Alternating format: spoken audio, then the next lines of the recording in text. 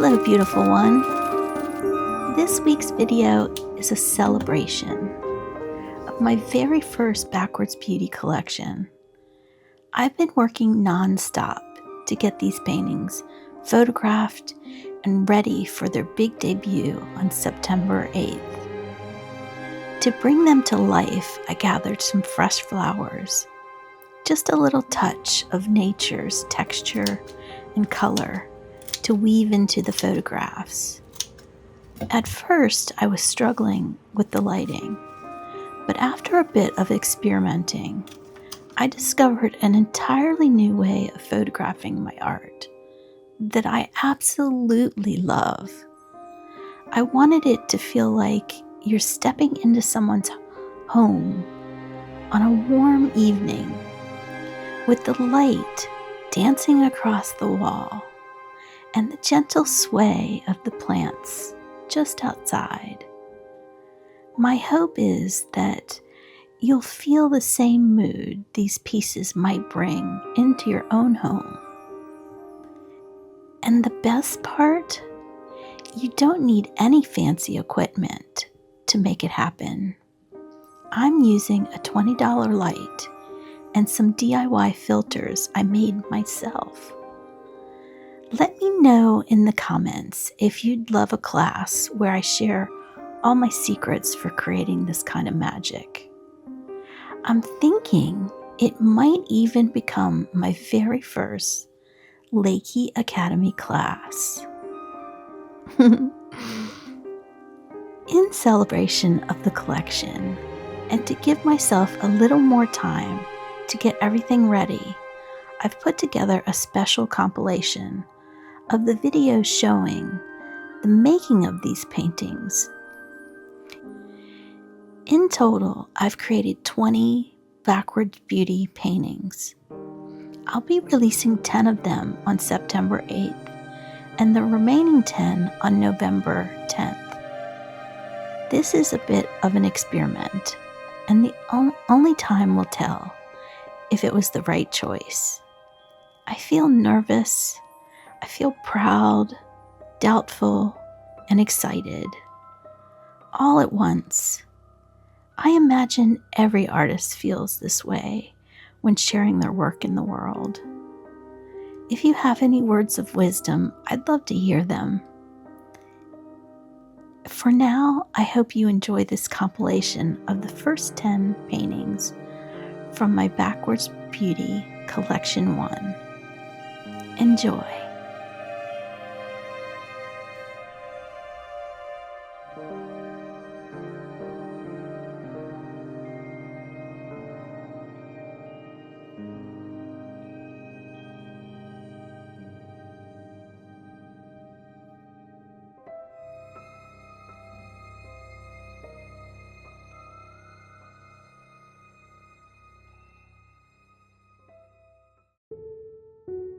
Fog, a love story.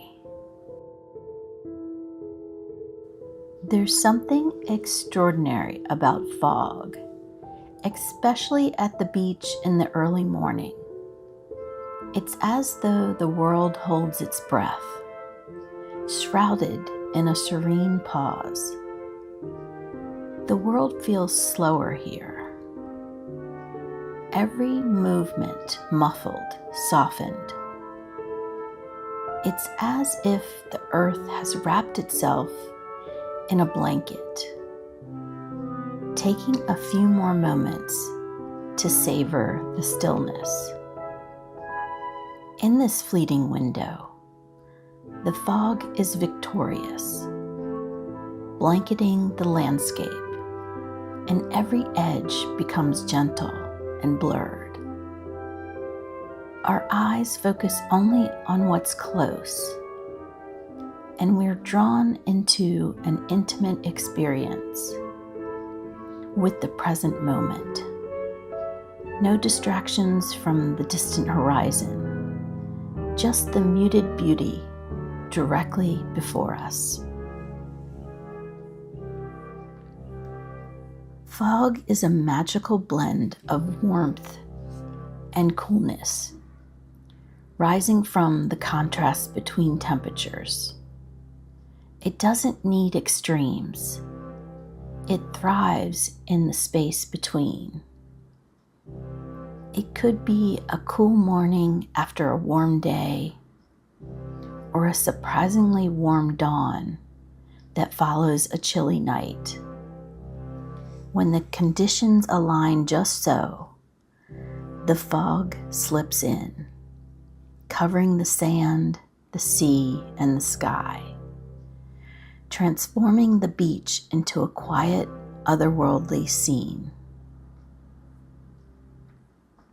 And then, almost as a whisper, the sun begins to burn through. The mist starts to fade, and the golden light pours onto the sea, making it shimmer like molten lava.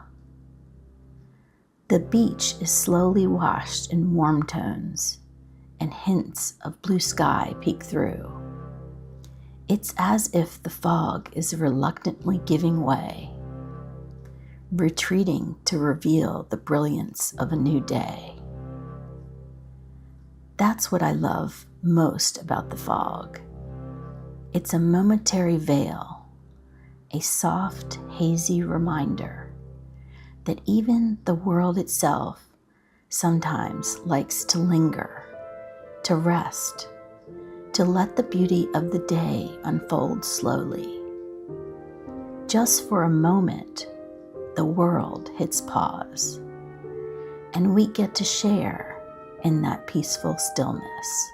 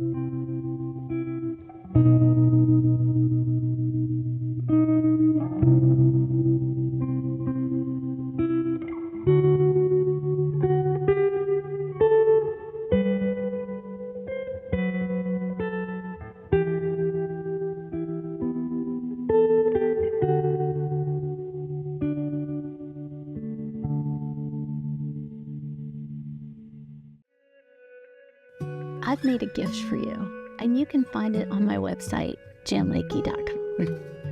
It's a video with my top 5 tips for creating AI reference art. I've learned a lot through this process, and I think this video will help anybody who's just getting started using AI, or somebody who's already using AI and having trouble getting the results that they want. So go on over to my website and get your free gift.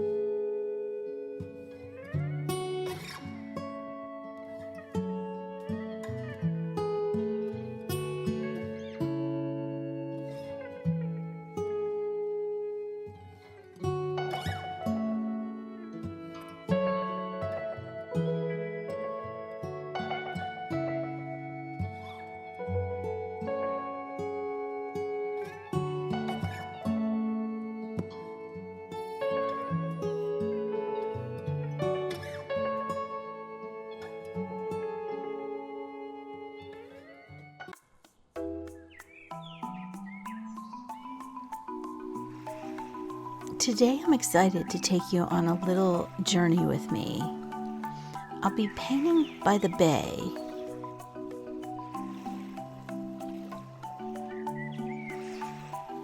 Under a tree next to the water. There's nothing quite like being immersed in nature to spark your creativity and inspiration.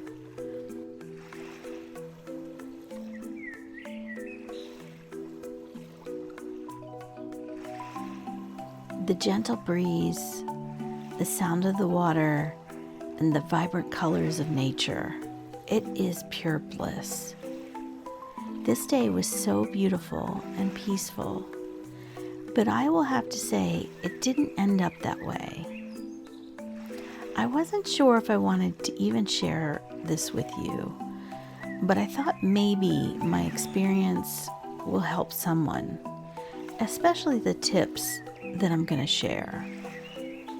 Have you ever run into someone and for whatever reason their energy is just so toxic and it shakes you to your core? Well, at the end of this painting session, I was exposed to exactly that. It left me feeling horrible. The person directed their hatred at me, and it left me feeling like I was a bad person. I don't usually let other people's energy affect me or my mental peace, but I was caught off guard, and the person's negative energy invaded my space and my mental peace. So let's talk a little bit about dealing with negative energy. This happens to all of us at some point, and I have about 4 tips with handling it with grace. So number 1 would be recognize the shift in energy. Be aware of the change in your environment. Acknowledge that their energy doesn't have to affect you. And take a nice big deep breath. Number 2 would be create boundaries. If you can, try to distance yourself physically and mentally. This is what I did. I just packed up my stuff and got out of there as fast as I could. And in the car, I did some deep breathing, and I told myself that I was a good person. And number 3 is visualize. Surrounding yourself with positive energy. Imagine a shield of light protecting you from negativity. Picture yourself drawing in positivity and exhaling any stress. And then number 4 is probably my favorite.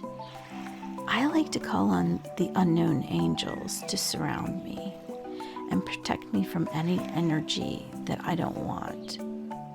We all have access to angels, and they want to help us, so don't forget to call on them for help.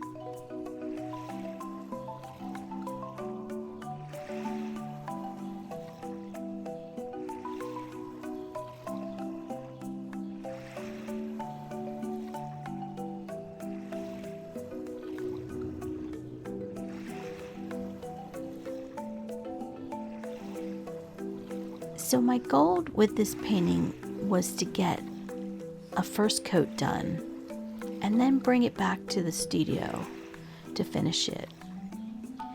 So I'm actually traveling, so this is going to be finished in the mountains.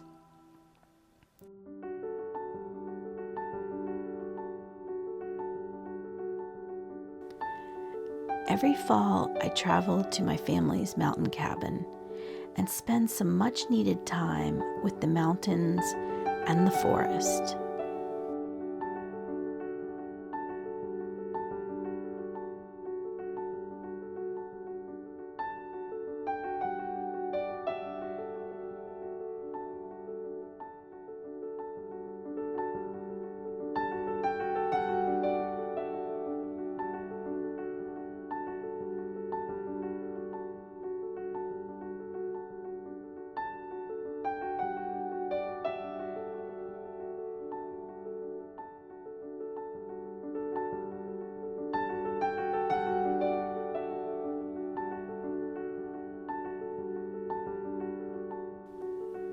While I'm here, I will set up a little studio space for painting, and I'm going to finish this painting. This backwards beauty was inspired by my love for ferns, and you can find them all over the mountains here. In the fall time, on the east coast of the United States, these ferns start to brown and die back for winter.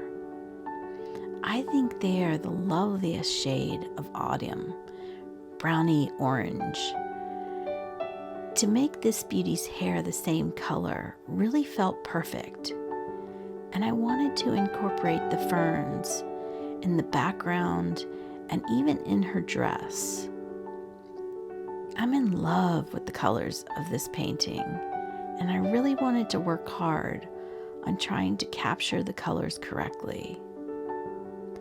Mixing my paint beforehand really helps me to focus on seeing what is truly there and not just what my mind thinks is there. I find this part of mixing very meditative, and it can help me get in the right headspace for the painting session. I did the background in stages so I could build up the colors and the texture. So I used a quick dry medium and let the layers dry in between coats. I also blended as I went, so it gave the background that faded out of focus look I really wanted. I always struggle a bit with red hair, and every time I think I have it figured out, it just schools me again. There are so many different tones of red and orange and brown and even yellow. It really is a test in patience. You just need to keep adding color and tones until you reach that vibrant combination that just nails it.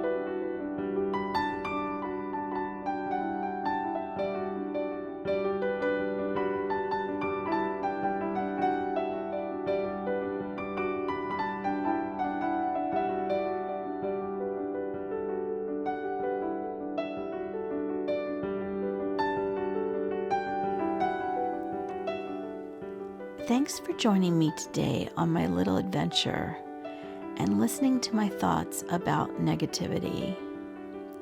Remember, we can't always control others and how they act, but we can control how we react. Stay centered and don't let negativity affect your inner peace. What is your favorite way of dealing with negative energy?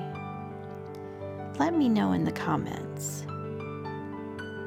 Until next time, I hope you find serenity through creativity.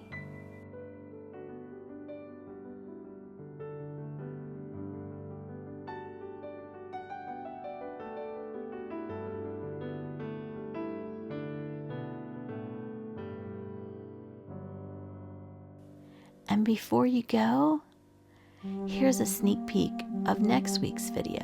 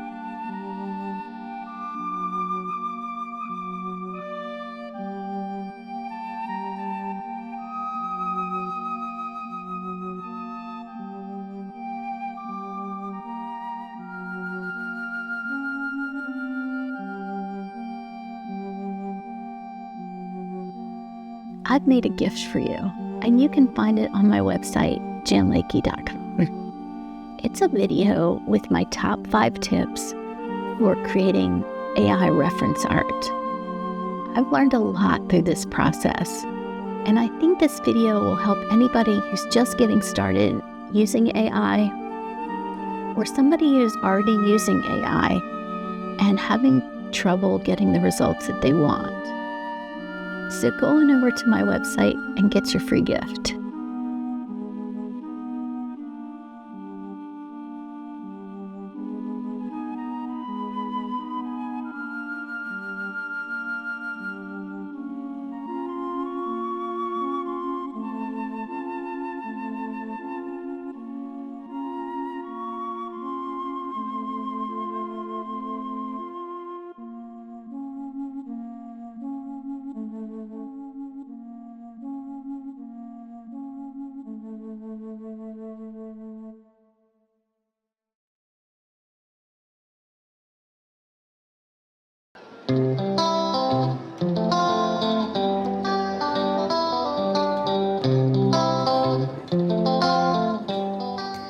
Hello friends, welcome. I have a question for you. Have you ever taken the time to make a bucket list? Have you ever made a vision board? Do you allow yourself to dream?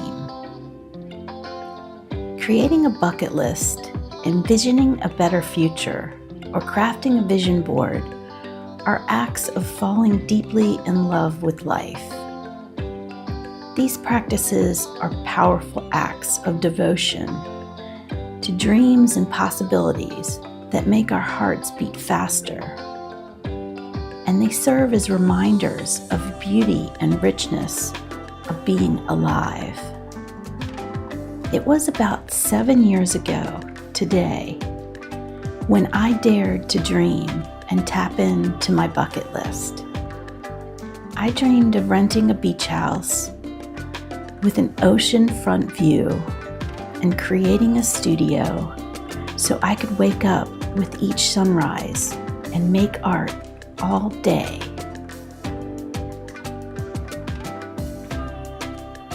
I wanted to stay for a good chunk of time so I could experience the many moods of the ocean and all the nature that surrounds it.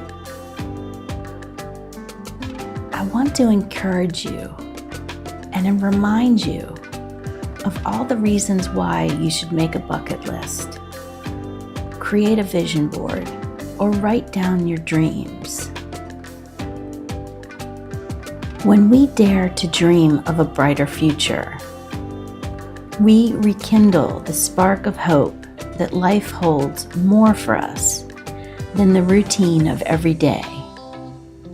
Envisioning new experiences, achievements, or places to explore fills us with anticipation and reminds us of the magic in the unknown. It allows us to fall in love with the version of ourselves we have yet to meet but already admire. Writing a bucket list or visualizing our dreams is a sacred conversation with our soul. It's the quiet moment where we ask ourselves, what do you want to feel, to see, to accomplish before you leave this world? In answering, we honor our inner desire, our passions, and the deepest whispers of our heart that often go unheard. They give us purpose to our days. Knowing what we want out of life turns each day into a step on a meaningful path. It infuses our lives with direction, making the ordinary feel purposeful. Each sunrise becomes an opportunity to inch closer to the dreams we're passionate about. We fall in love with the journey as much as the destination. They invite playfulness and adventure. Dreaming about our future or listing our heart's desires rekindles our childlike wonder.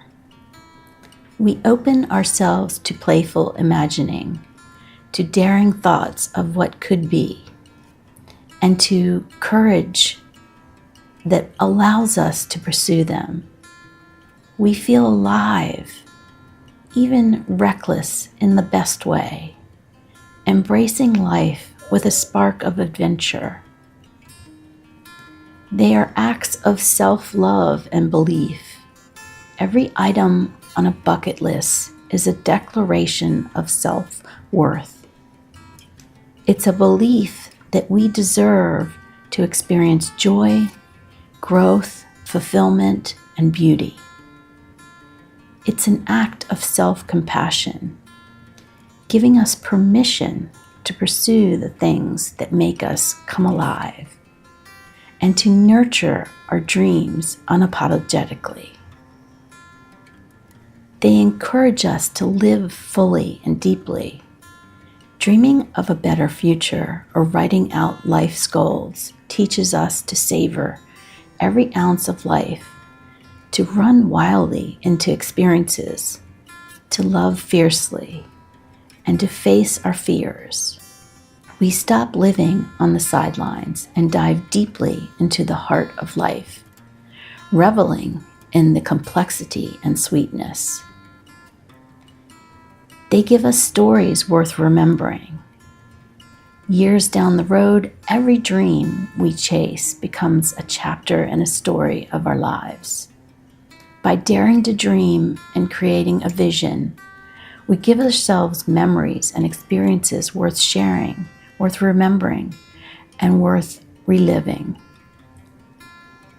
In our bucket list, our vision board, lies life that we will one day look back on with a full heart.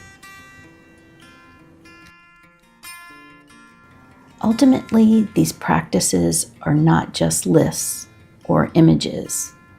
They are commitments to romance life itself, to pursue the extraordinary and to leave behind an echo of a life that was truly, passionately, and beautifully lived.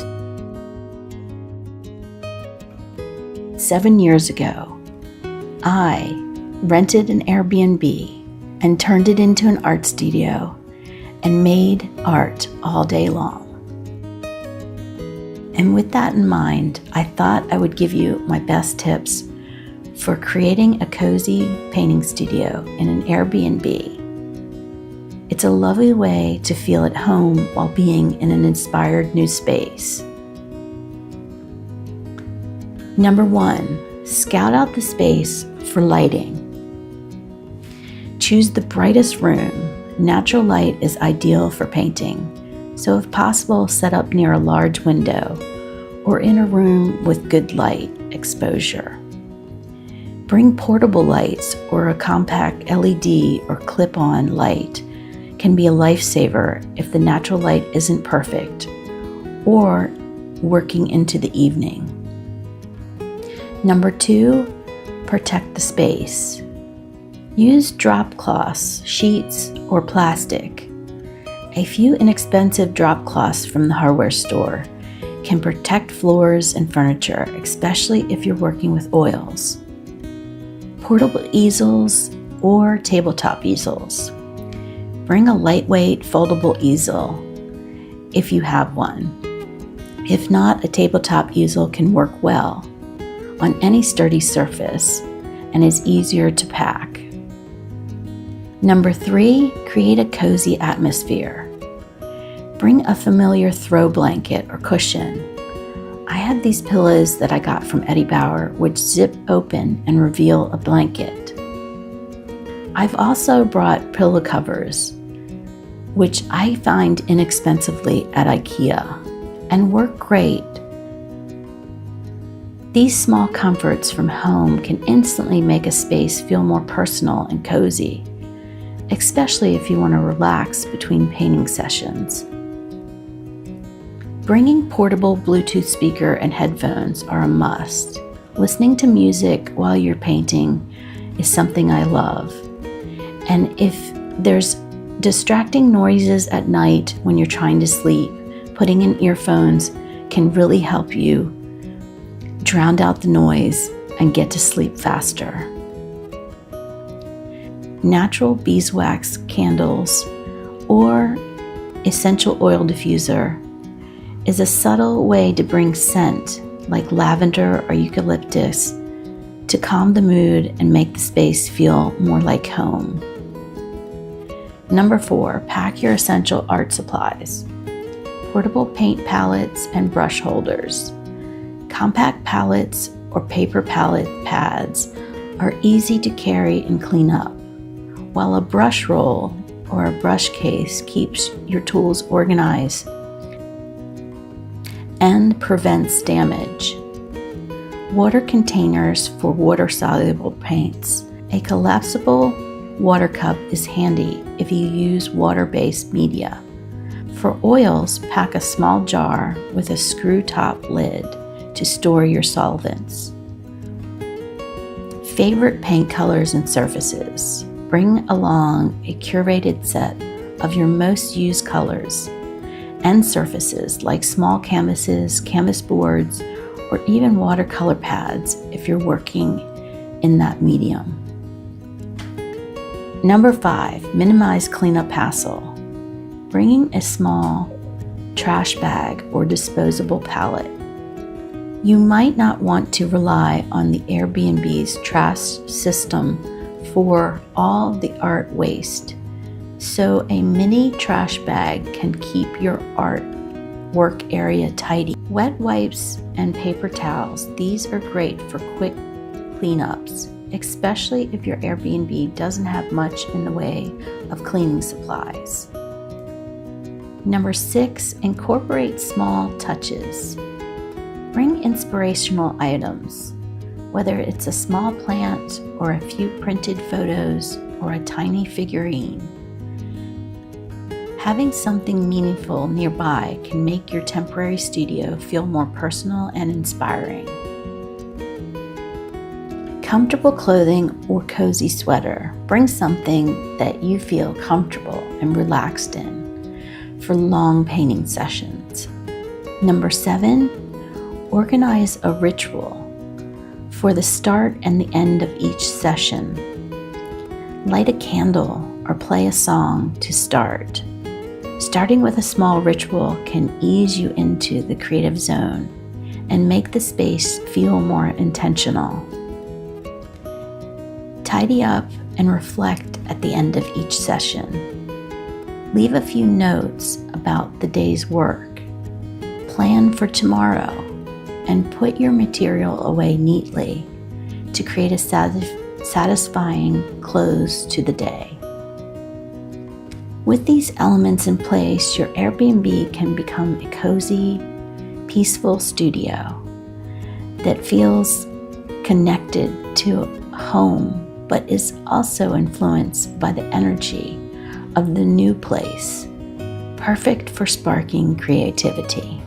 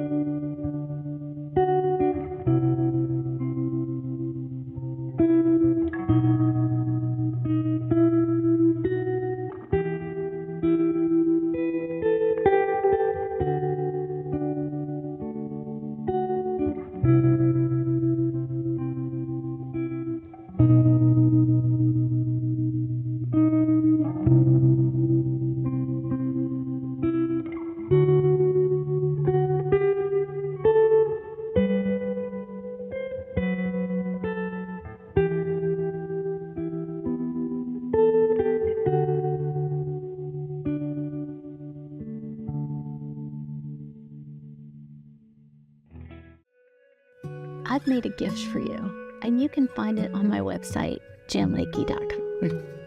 It's a video with my top 5 tips for creating AI reference art. I've learned a lot through this process, and I think this video will help anybody who's just getting started using AI, or somebody who's already using AI and having trouble getting the results that they want. So go on over to my website and get your free gift.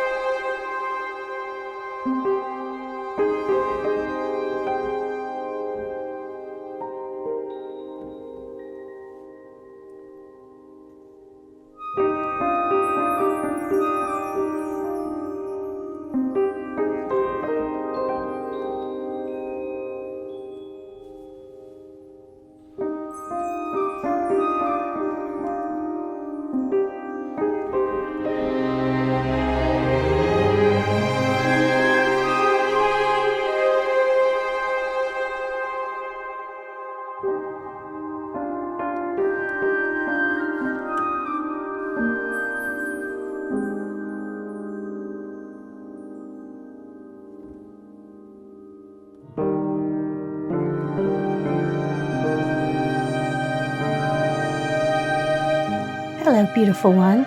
Welcome. Before we get into this week's video, I wanted to thank this week's video sponsor, which is none other than my online shop. If you love my Backwards Beauty series, you'll be excited to know that my prints are now available in my brand new online shop. I worked really hard to photograph and color correct each piece so the prints are just as vibrant as the originals. These prints are museum quality and made of thick matte paper. They are made especially for you as soon as you place your order, which is why it takes a bit longer to deliver to you. Making products on demand instead of in bulk helps reduce overproduction, and you can feel good about your thoughtful purchase. And for those of you wondering about my original paintings, yes, they are coming soon. I'm still working out the shipping logistics, but if you sign up for my email list, You will be the first to know when they launch. Plus, as a thank you for subscribing, I will send you my free studio supply list for 2025. This list will have my favorite paints, brushes, studio lights, printer, cameras, and so much more. Now let's get back to this week's video.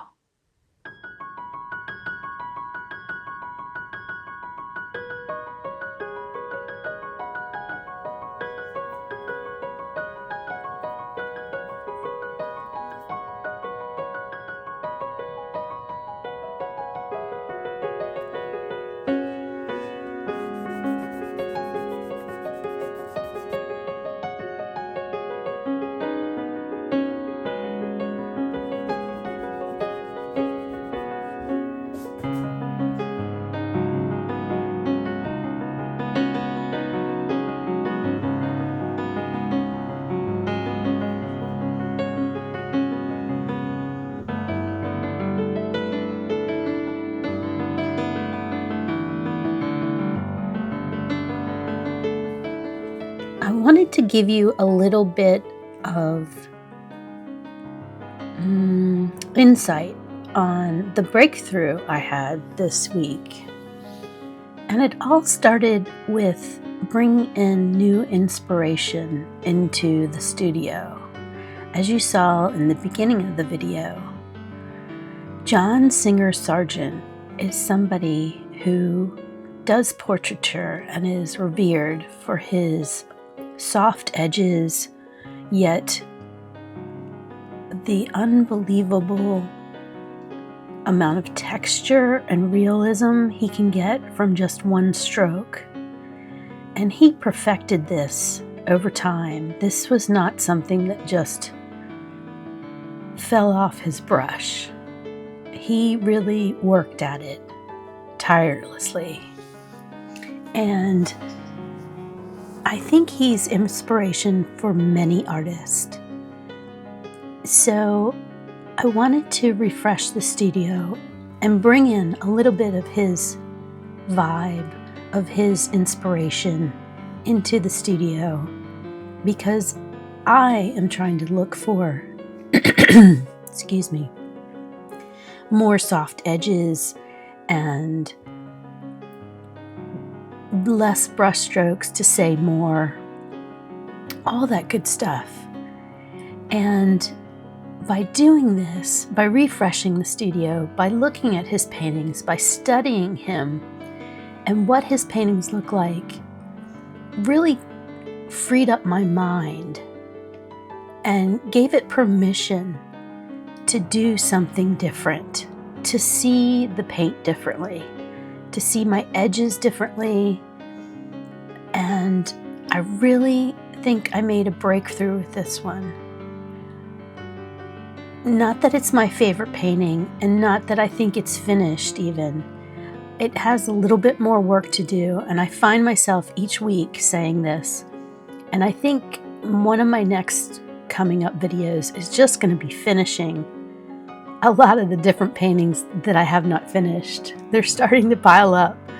So I really want to take time to do that. But this one really showed me that I can find those soft edges, and I can be a little more freeing and a little more precise without being so rigid. I feel like I was missing a little something with all my previous paintings, only because I judge it by this one now. And I know how much better they can be. If you're a painter, you may know what I'm talking about. But when you get a painting and there's something about it that just lights your heart up and makes it feel like everything is right with the world. You want to go back and redo every painting you've ever done, because you know that you've made that breakthrough and you're going to do better from now on. And you just want to go back and help out all the other paintings that you left behind. But I'm going to try not to do that because I don't think that would serve anything. Well, I'll try. But anyways, I just wanted to share my breakthrough with you and encourage you to bring in some new inspiration. Research somebody that you've never heard of or somebody that you love and read something about them. Find out what their process entails and something that you can bring into your own practice and get inspired and see things a little differently. So if you made it this far through the painting, through the process, and through this video, I want to thank you because it's hard to hold anybody's attention these days. So if you're still here, I appreciate you, and I hope you'll come back for next week. But stay tuned until the end because I do give you a reveal and show you what she looks like as of this week. See you next week.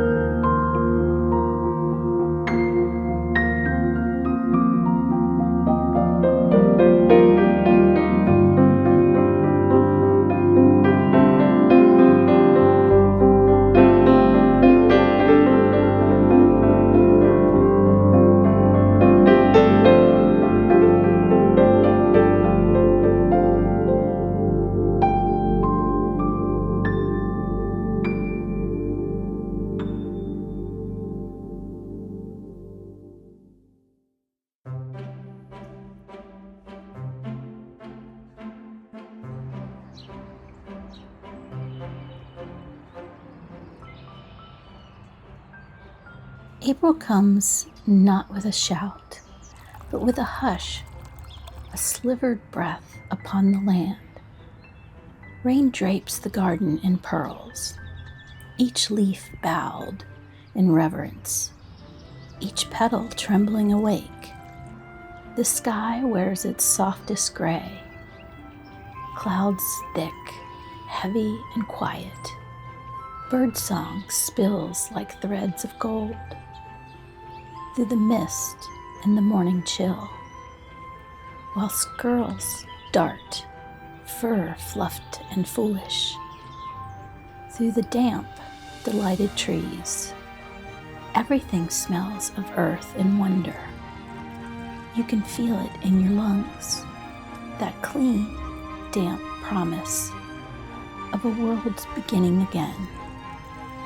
Here, in this stillness, beauty is born, not in the sunlight, but in the bloom of the wet petals, in the quiet courage of green things, pushing through the soft soil. A portrait begins, not from memory, but from this moment, alive with rain and brimming with hope.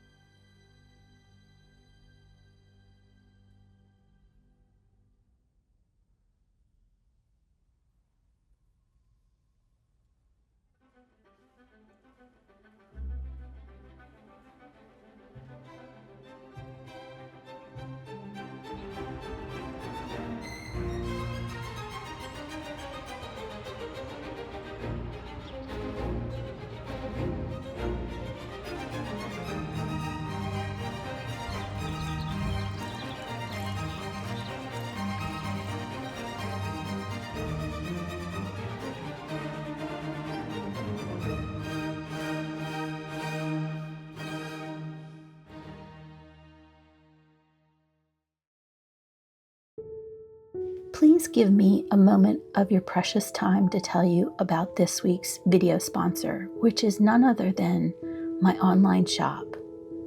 If you love my Backwards Beauty painting series, you will be excited to know that my prints are now available in my brand new online shop. I worked really hard to photograph and color correct each piece so the prints are just as vibrant as the originals. These prints are museum quality and made of thick matte paper. They are made especially for you as soon as you place your order, which is why it can take a bit longer to deliver to you. Making products on demand instead of in bulk helps reduce overproduction, and you can feel good about your thoughtful purchase. And for those of you wondering about my original paintings, yes, they are coming soon. I am still working out the shipping logistics, which are complicated. But if you sign up for my email list, you will be the first to know when they launch. Plus, as a thank you for subscribing, I will send you a link to my free studio supply list for 2025.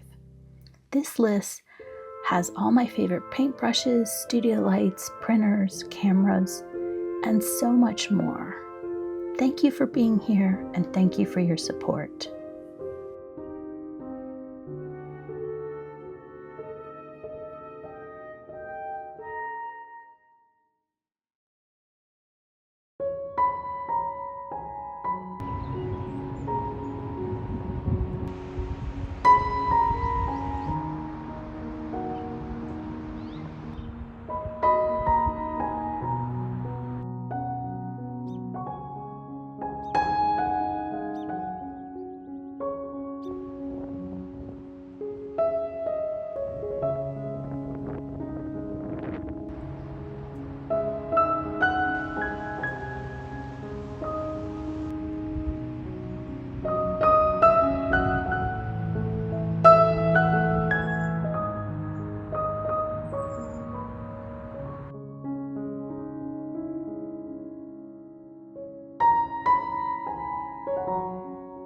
Hello, beautiful one.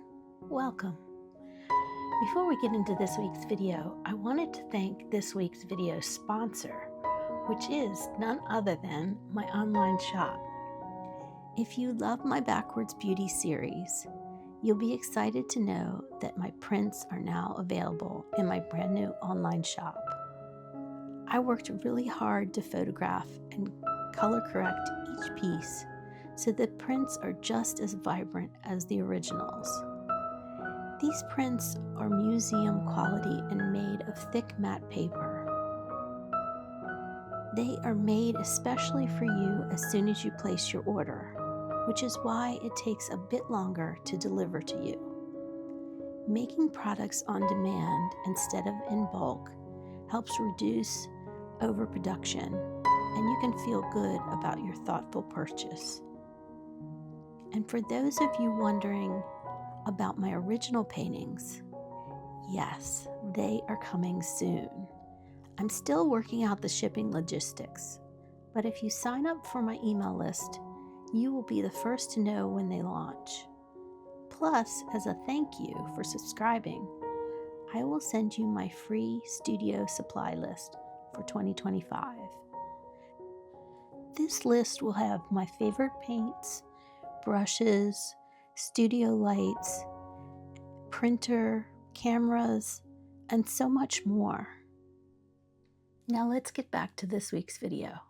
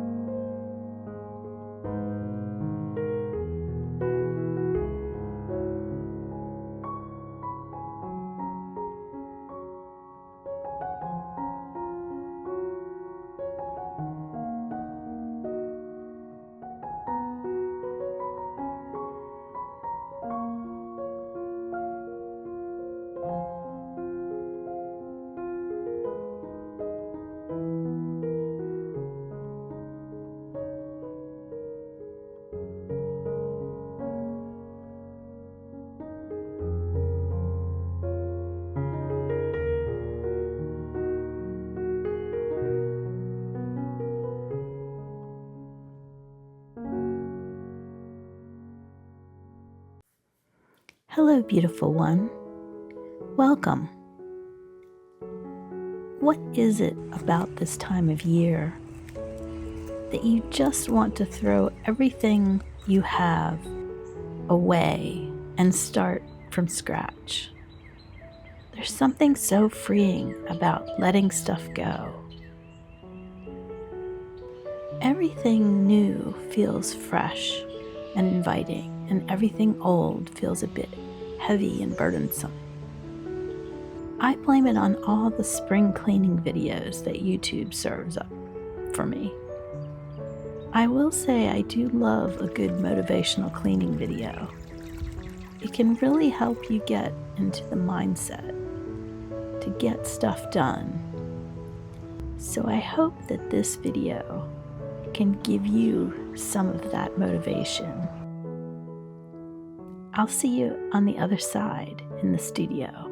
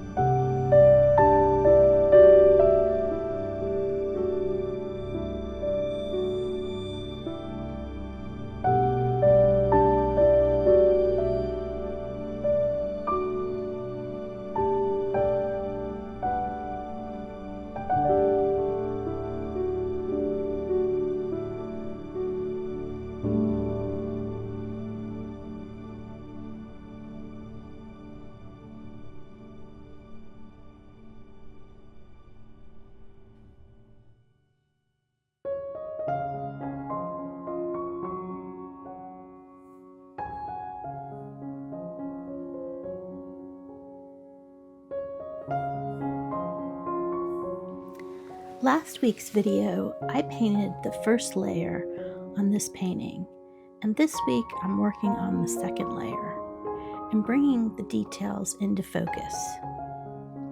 I ask myself each week, what can I share that can be helpful to someone watching? This week I thought I would focus on painting the peacock. I found myself procrastinating and putting off painting this subject because I was just not sure of how to begin.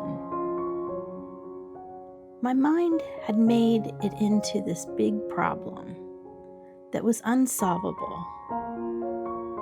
The detail of all the colors and the beautiful, delicate feathers really had me intimidated. Whenever I find myself in this mindset, I sit down and I study the image, and I try to simplify the image to basic shapes. When I look at the peacock's feathers, I reduce them to circles and triangles. Then I got to work at adding the shadows to make the structure around these shapes. Once you have the structure set up, when you add your white tones on top, the optical illusion of the feathers just appears like magic. So all of that frustration and procrastination, I just needed to sit down and simplify things in my brain, in the image, and start from there.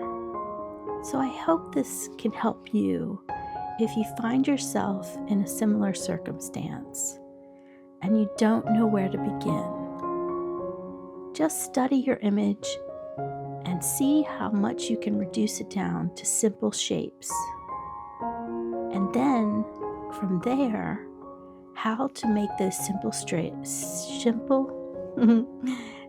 shapes the structure of what it needs to be. So the shadows and the tones behind those delicate details. So I have a confession. When I created this reference image for this backwards beauty, I asked for a white peacock, and the AI made the peacock as you see it. And I loved it. I loved everything about this image, and I couldn't wait to paint it. But I have to confess, I did a little research when I was stuck about painting the peacock feathers. And I looked up, what does a white peacock look like? I discovered that they do not have any color at all. At least the images I found. I did find a few images that had a mixture, but I couldn't tell whether they were AI or not, or I just wasn't sure, and they were a little weird. I thought about taking out the color to make it more realistic, but I decided to keep it in because why not? I mean, the best thing about making your own reference image and your own art is you can make whatever you want. What do you think about that? I'd love to hear your thoughts in the comments below. Should I take out the color or should I leave it in?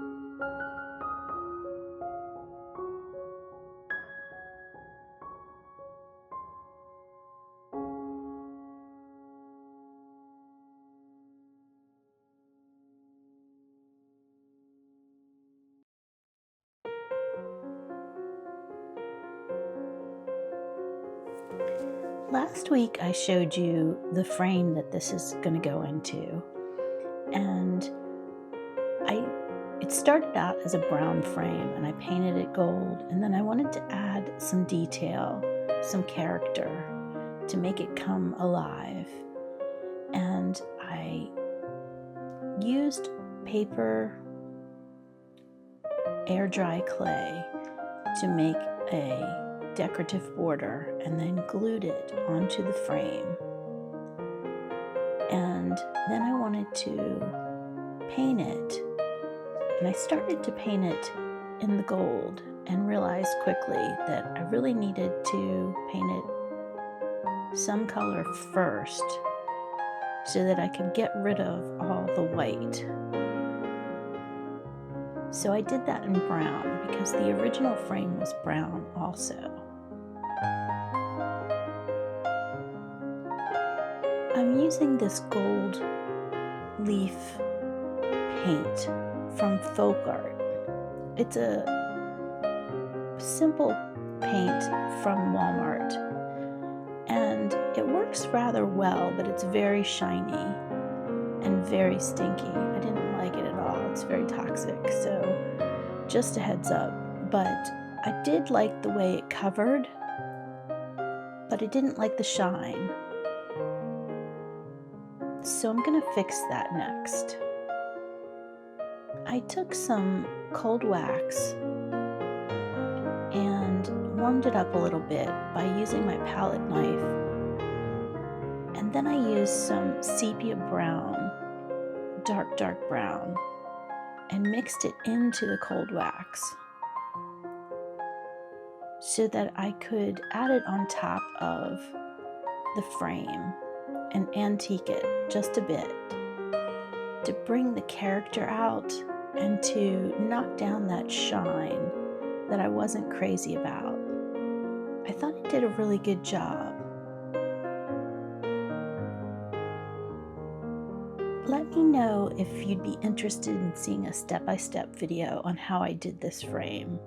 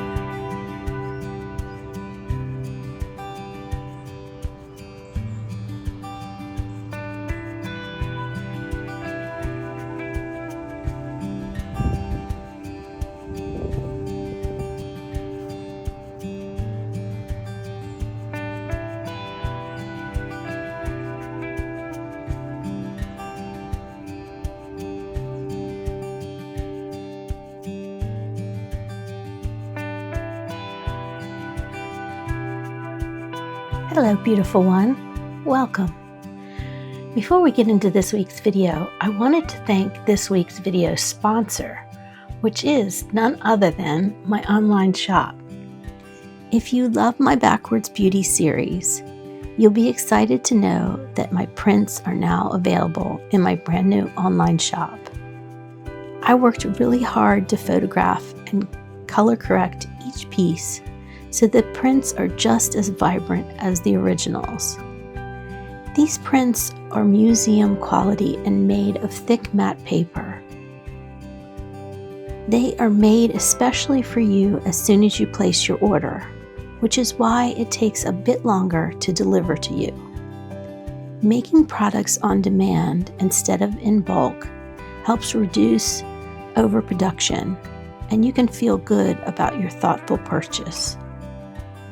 And for those of you wondering about my original paintings, yes, they are coming soon. I'm still working out the shipping logistics, but if you sign up for my email list, you will be the first to know when they launch. Plus, as a thank you for subscribing, I will send you my free studio supply list for 2025. This list will have my favorite paints, brushes, studio lights, printer, cameras, and so much more. Now let's get back to this week's video.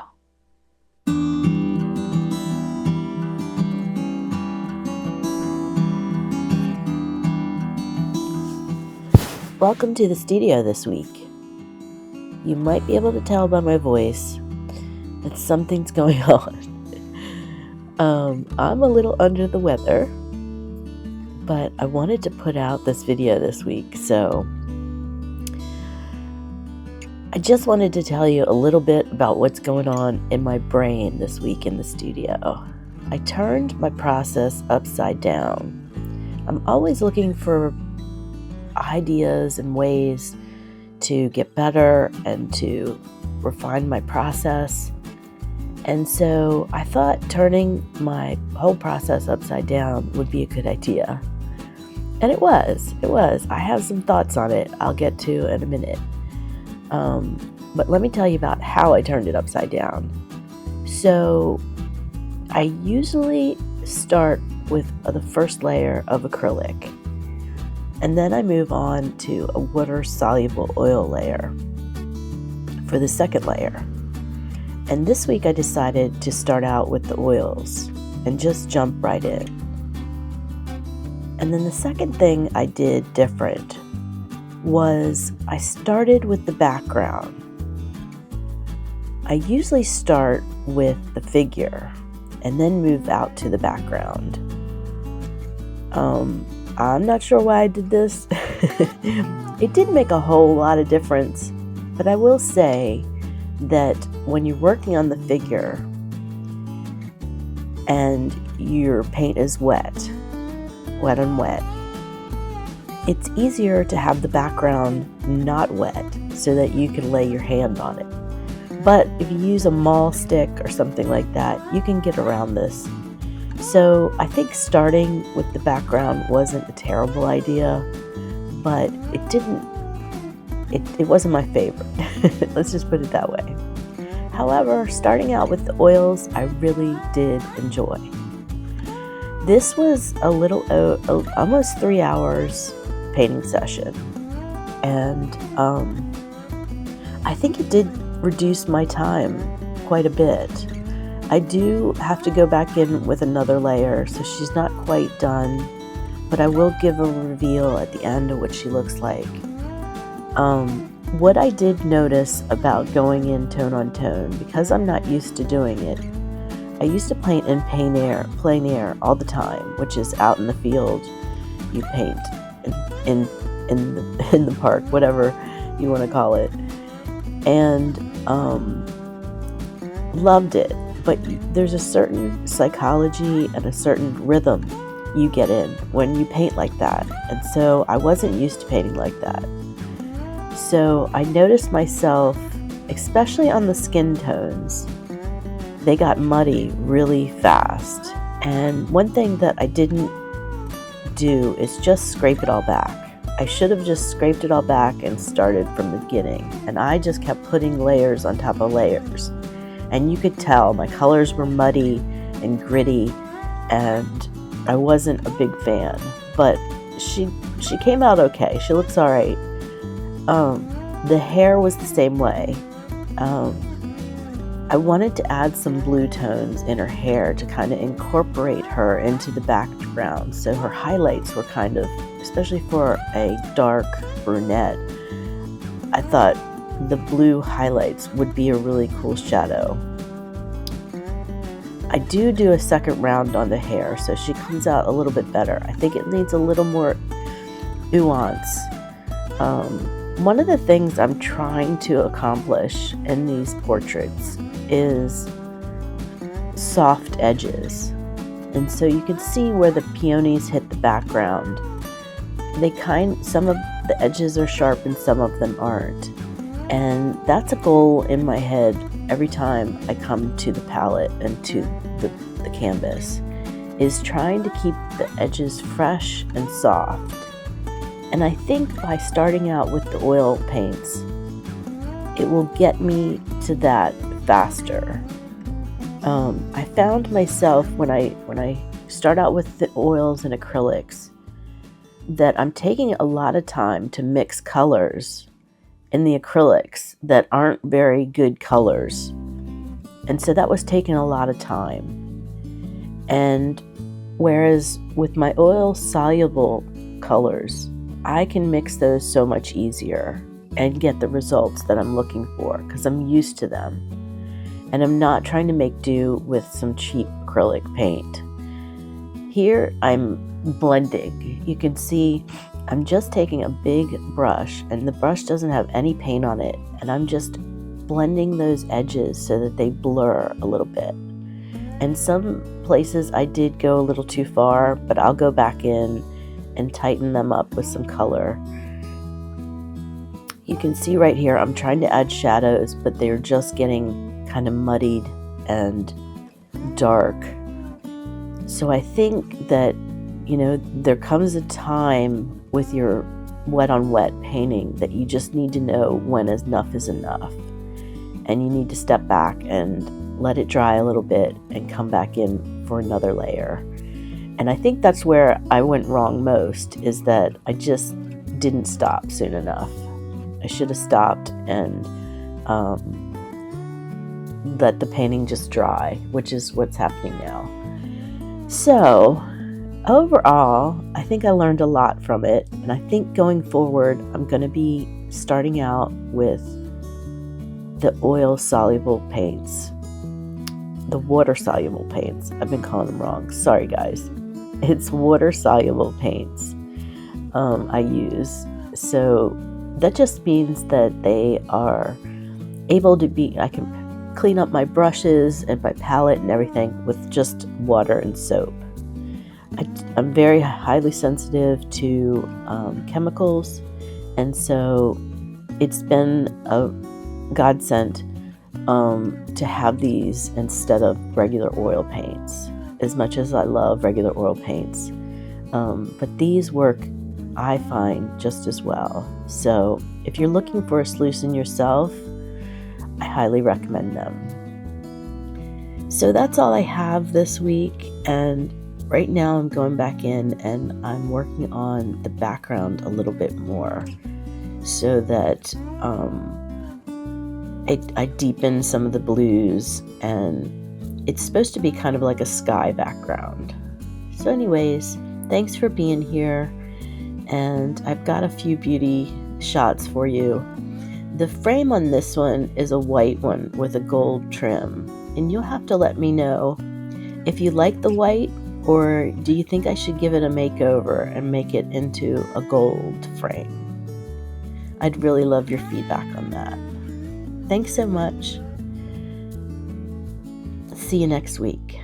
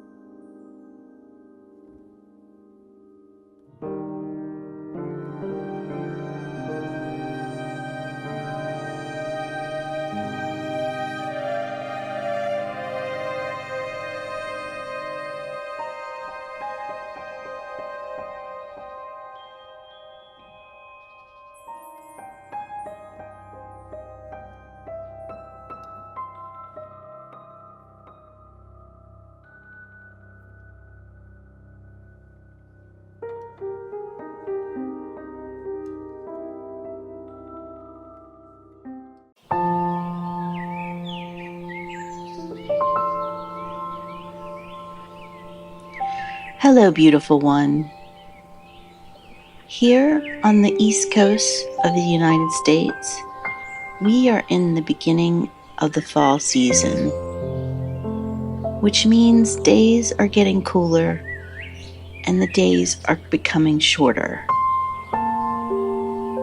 It's a wonderful time of year, but it creates this urgency to get outside and enjoy the mild weather while you can, before the cold weather becomes the norm.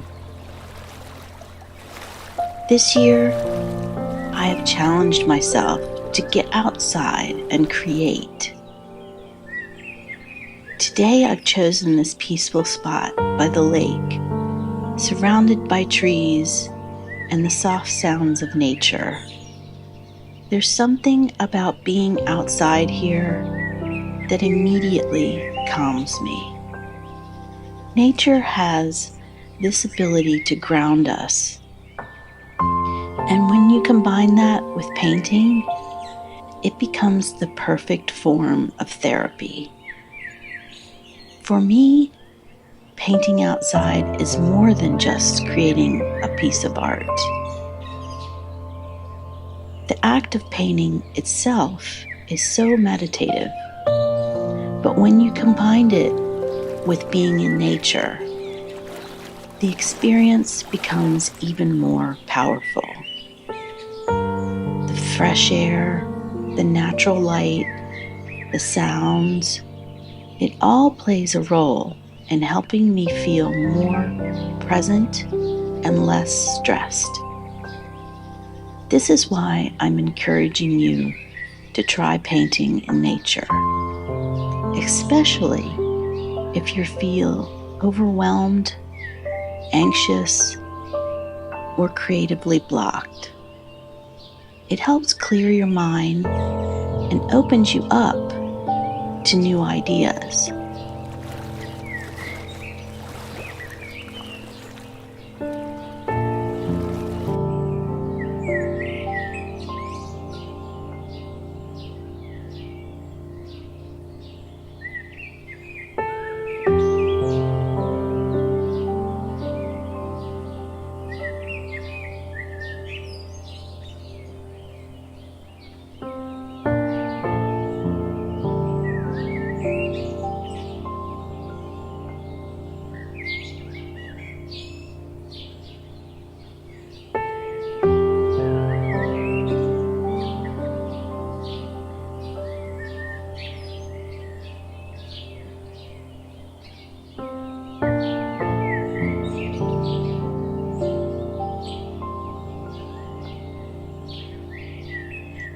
Today, I'm using water-soluble oils.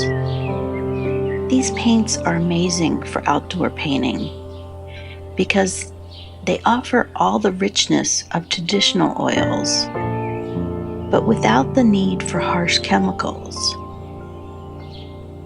I just use water to thin them or to clean my brushes, making the process so much more simpler, especially when painting outdoors.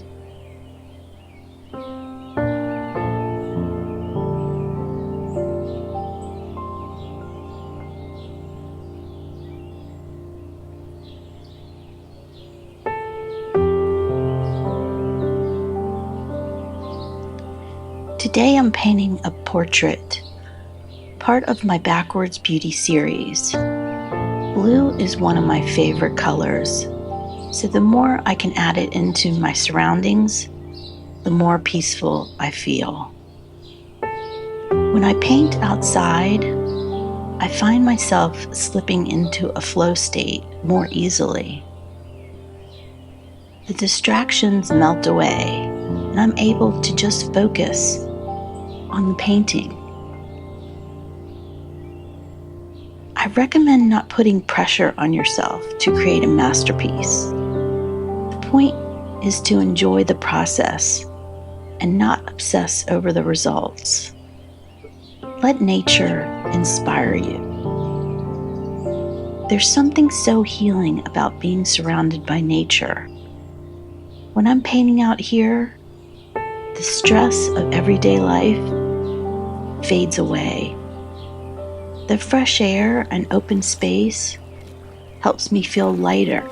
And I think that comes through in the way I paint.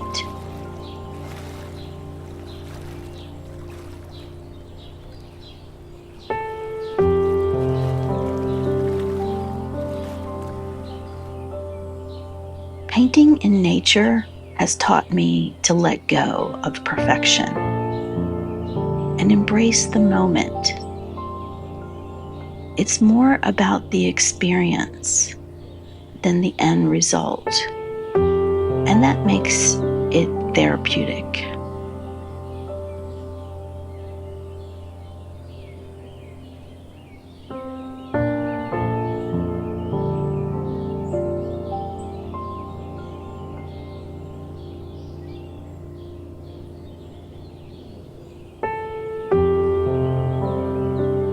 As I finish up the details on this portrait, I'm reminded of how art and nature are the perfect combination. The energy I get from being outside flows into my work. It's not just about creating something beautiful. It's about feeling restored and reconnected to myself.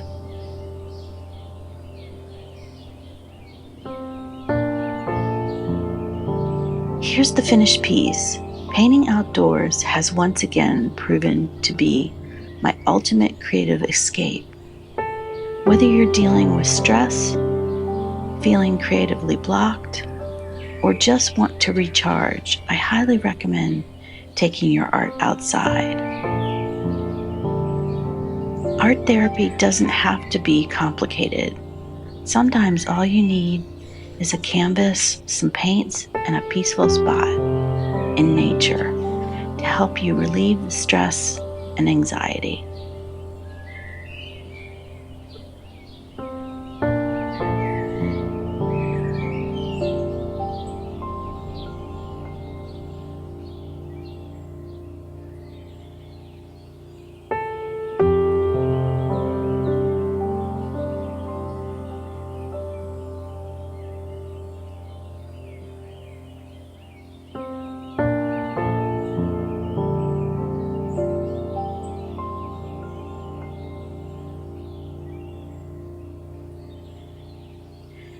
I put this inside a tracing paper pad to get it home safely, and I was surprised how well it worked.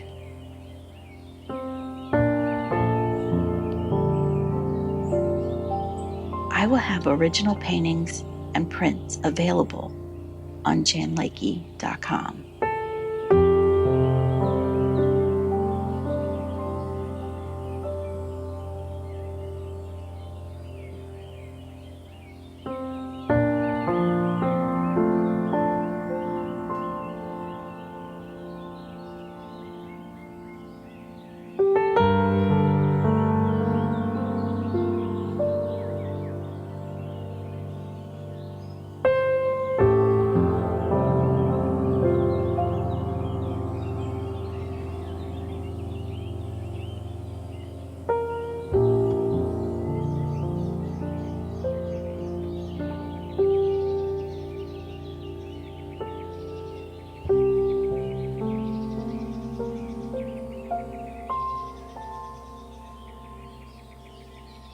I've made a gift for you, and you can find it on my website, janlakey.com. It's a video with my top 5 tips for creating AI reference art.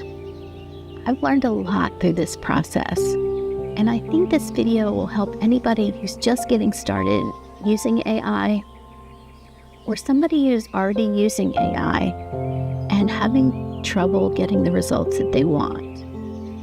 So go on over to my website and get your free gift.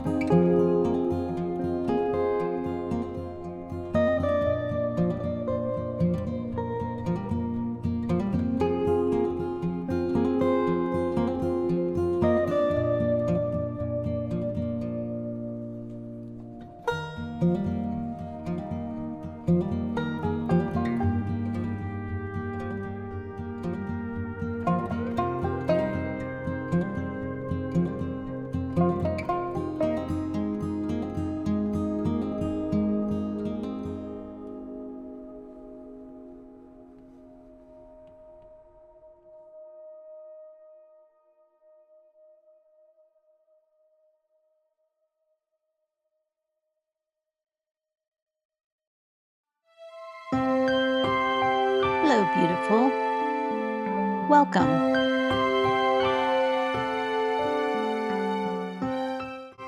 When I created my new painting series, Backwards Beauty, I pulled ideas from all corners of my mind and personality to create images that spoke to my heart. It's important that I connect to each of these images because I wanted to be inspired and excited to paint them. I think when I paint from that space, the end result is so much better. The portrait today was inspired by the fact that I love cats. Having owned and lived with cats for years only increased my love and fascination for them. In fact, I am a lion. I was born in August, and my zodiac sign is Leo.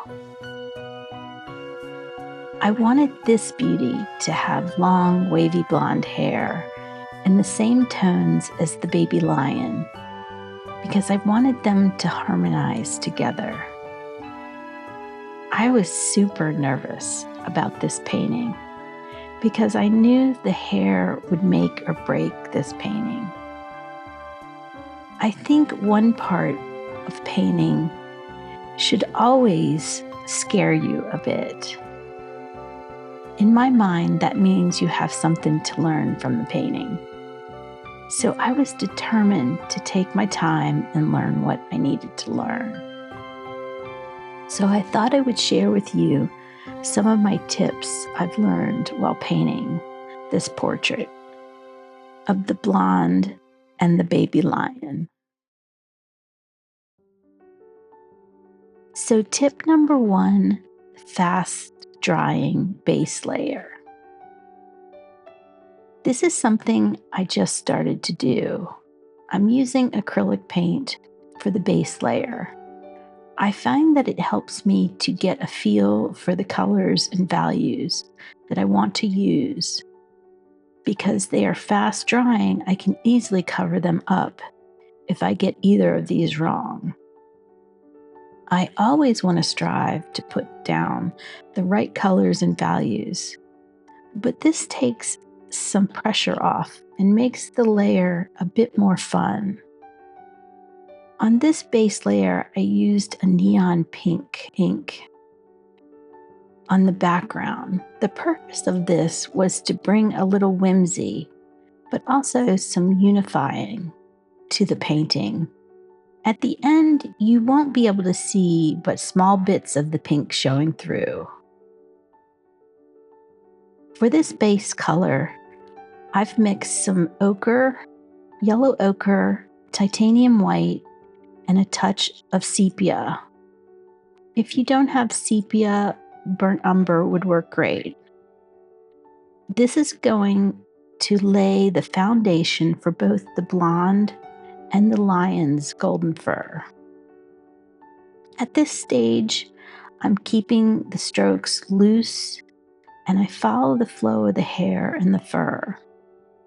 Blonde hair especially needs variation in tone to look natural.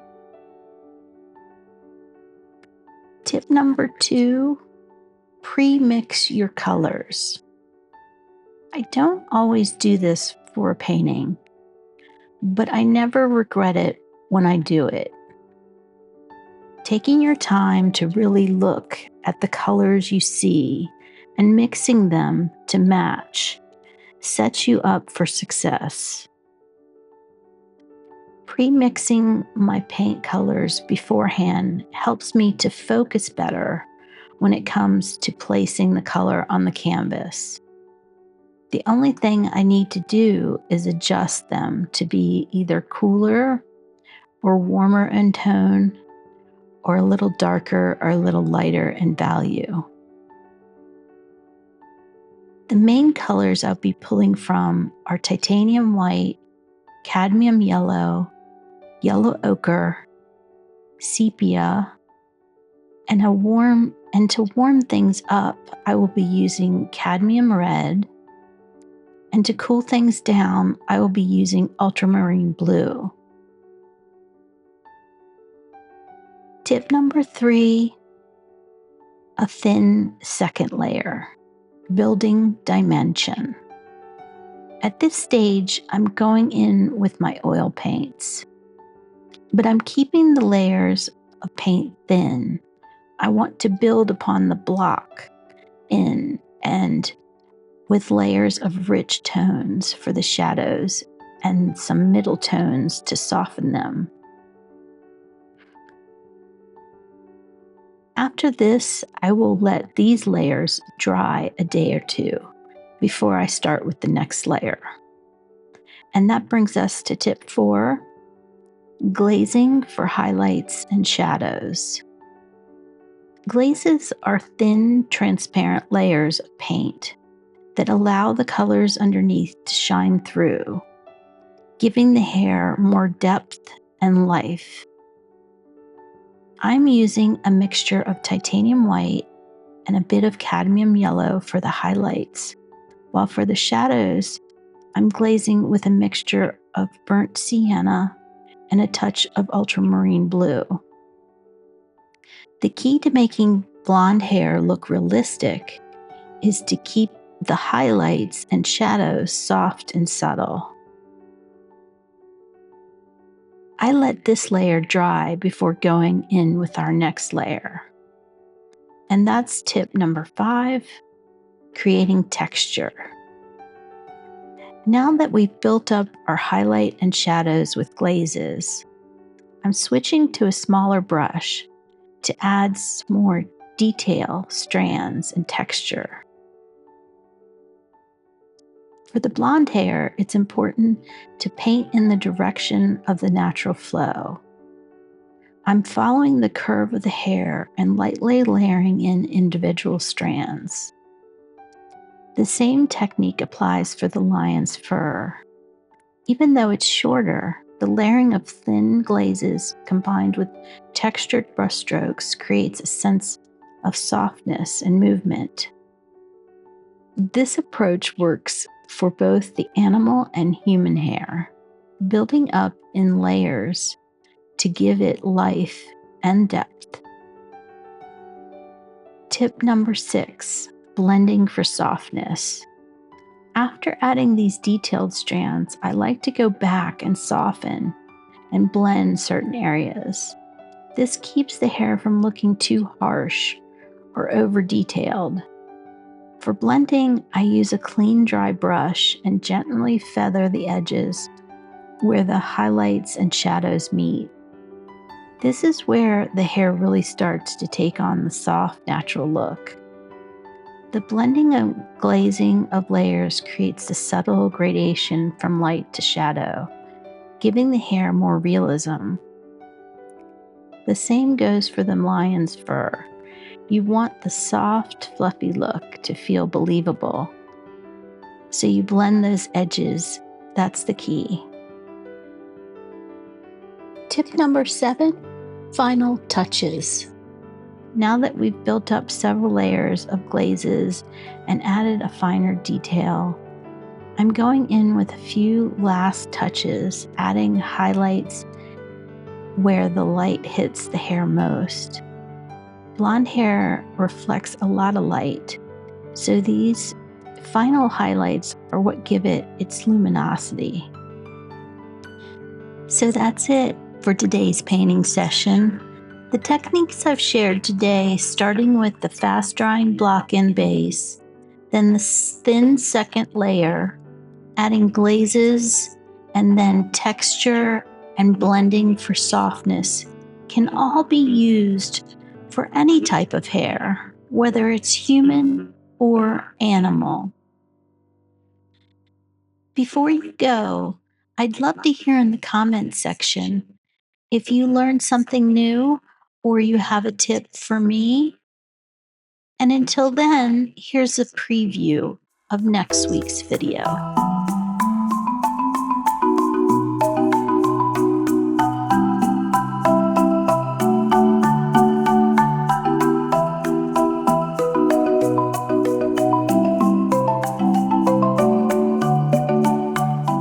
I've made a gift for you, and you can find it on my website, janlakey.com.